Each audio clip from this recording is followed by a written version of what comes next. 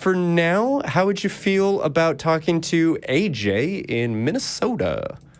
Yeah, let's do it. Cool. All right. AJ, what kind of questions do you have for us today? Hey, thank you guys for letting me be on the show. I appreciate it.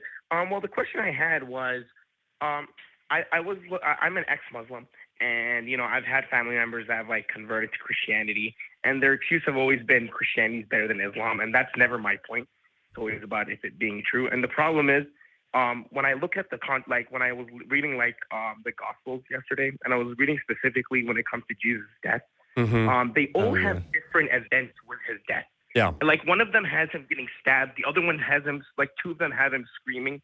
The other one has him drinking wine and then saying it's done and then dying. So it's they're all, and then one of them has an earthquake right after he dies. The other one has no earthquake. The other one, it's such different events. And I don't understand. I wanted to ask, I know you guys, when you guys were believers, what was the excuse you guys used to justify it being true, at that time? When I was a believer, I didn't study the Bible. Yeah. It's Pat, and I don't mean to be overly careless about saying this, but they like to say that the road to atheism is paved with Bibles that have been read cover to cover. Yeah. When I was in high school and I first started to have real doubts, it was because I, as a good God-fearing Christian who really wanted to show up for my Lord, who wanted to do what I was supposed to do, I started reading a chronological Bible. It was a Bible that had been arranged ostensibly in the specific order of events from beginning to end, which meant that in a number of places you would read a couple of verses from this book and then a couple of verses from another book and see some of those stories that were in parallel. I've never heard of that, and that is a fantastic publication. It seems like a perfect way. Then you don't have the rest of the Gospel of Luke to get through before you move on to then come back to it later and then get mixed up in somebody else's story. Yeah. Okay. And I will say, going through that process, I mean, you see just numerical differences. Did David have 10,000 men or 1,000 men? I don't want to try and quote specifics, but I would say that definitely throws out for me, no question, the inerrancy of the Word of God. There's no way for the Bible to be perfect and the 100% absolutely accurate Word of God if it is full of all of these, maybe you can call them minor, but these disagreements and these things that just don't fit. So speaking for myself at that time, I really just sort of shut it out and tried not to think about it. I think that's probably a lot of people's experiences, but others will say that the Bible can be, quote, true without being completely accurate, in the same sense that I can tell a story about my day and forget a detail and still have it be a true story, even if there are bits and pieces that maybe I got somebody's name wrong. It's still a true story. Yeah. So it's still an accurate, description of your day. Maybe there was an earthquake. Maybe there wasn't. They're both true. Right. Yeah. So if we're holding a perfect God who wants to communicate to us and draw us towards him to a higher standard, as we perhaps should, it does become really problematic.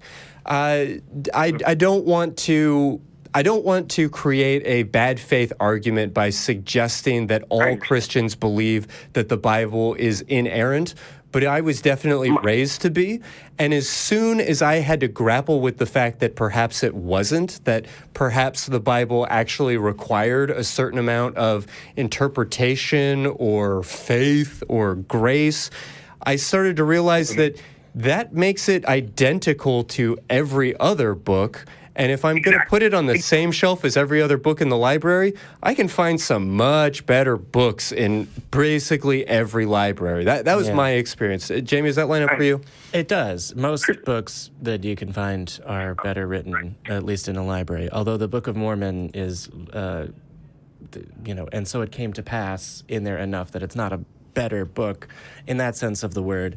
But basically that. It came to a point where, for me, I never really looked into the specific, metaphysical or epistemological claims of the Bible until I became interested in them, and then that's what made me an atheist. So part of it is I was a Christian for as long as I was because no one asked me to think about it. I don't understand that. Jamie, I'm sorry. Go ahead. No. What were you going to say? I was just going to add on a couple. Yeah, I was just going to say, my go deconversion story is boring. It lasts 11 days, and then it's done. No. I didn't mean to cut you off. I apologize. Yeah. Oh, you're good.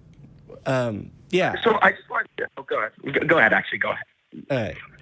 Okay, well, so I didn't really question it that much. I found, in high school, I found this old notebook that I had in high school that had me writing out a prayer that I would pass a test. And that was sort of weird for me because I didn't really think that I prayed that much or spent that much time focused on God. And then when I saw a couple clips of this show, actually, I thought about it, and then I spent basically 11 days studying and looking at okay, well, why would I believe what the Bible has to say or what a theological claim is? And at the end of it, I was like, okay, well, I can't conclude that. I'm an atheist. And on the 11th day, he deconverted.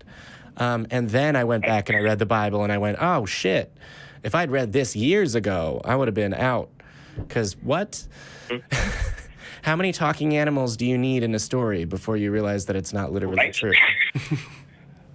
And also, one thing I wanted to ask is, when you guys were talking about Christians, that I have friends that honestly look at the Bible and say, yeah, a lot in the Bible is wrong and it makes no sense. And a lot of them are Catholics. They'll go, yeah, but my, God is still true. And I'm like, well, isn't this the base of it? And that's one of the reasons why, for me, because of the Bible not making sense, obviously the Genesis story, Jesus' prediction, like you guys mentioned, about how he's coming. And before he even said that, he said that stars are going to fall from the sky. And if somebody's actually all knowing, they would know the size of a star that isn't even the smallest stars are still bigger than the earth. And, when I was younger, I was a young Earth Creationist, at least the Islamic version of that. And being in college, I study a lot of biology. I do zoology this semester. And sometimes when I talk to some of my relatives, I don't know if you guys experience this, they tell me not to have faith in men when it comes to evolution. And I look at them, I'm like, hey, first mistake you learned evolution to understand zoology.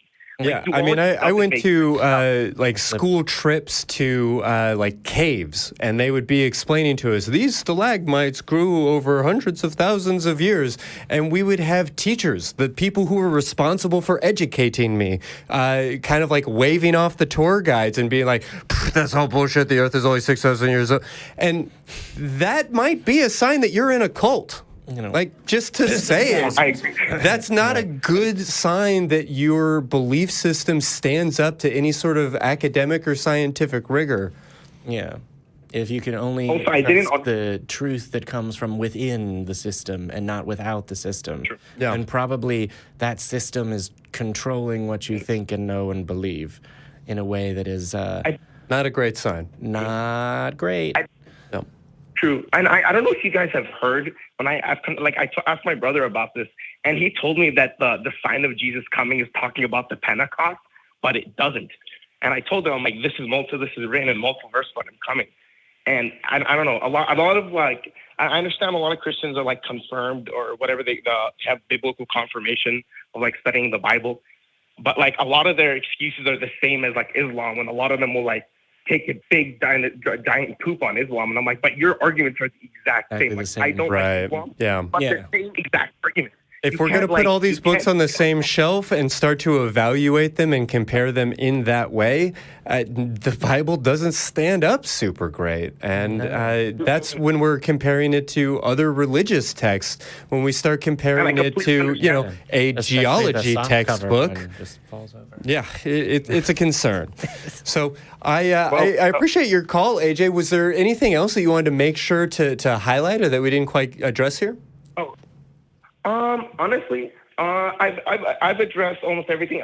Honestly, my main thing is I understand people even when you show them something is wrong, they have this urge where they need to believe it. And even for me, leaving my religion, leaving Islam took me months of recovering from realizing that. So I completely understand that. But thank you guys. I don't want to. Yeah, and I'll just say on that point, never feel bad that it took you a while. That's true for all things, religion or non-religion, right? People are in denial about things in their lives all the time. Magical thinking is part of being a human. Magical thinking is part of being a human, unfortunately. People are in denial about their spouse cheating on them. People are in denial.